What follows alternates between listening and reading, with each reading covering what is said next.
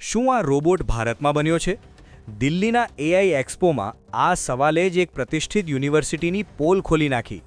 જુઓ કઈ રીતે એક ચીની રોબોટને મેડ ઇન ઇન્ડિયા કહીને વાહવાહી લૂંટવાનો ગલગોટિયાઝ યુનિવર્સિટીનો પ્રયાસ ઊંધો પડ્યો. ગ્રેટર નોઈડાની ગલગોટિયાઝ યુનિવર્સિટી ઓરિયન નામના રોબોડોગને એઆઈ એક્સપોમાં લાવી હતી. પ્રોફેસરે કેમેરા સામે છાતી ઠોકીને દાવો કર્યો કે આ તો અમારી યુનિવર્સિટીની શોધ છે. પણ ટેક એક્સપર્ટ્સે તરત જ ઓળખી કાઢ્યું કે આ તો ચીની કંપની યુનિટ્રીનો ગો ટુ મોડેલ રોબોટ છે, જે ઓનલાઈન ગમે ત્યાંથી ખરીદી શકાય છે. પહેલા પ્રોફેસરનો આ વિડિયો જુઓ. Orion, you need to meet Orion, and this has been developed by the Center of Excellence at the Galgotias University. ને પછી આ बहुत इंपॉर्टेंट बात है कि उस रोबो डॉग पे उसकी ब्रांडिंग ऊपर ही है.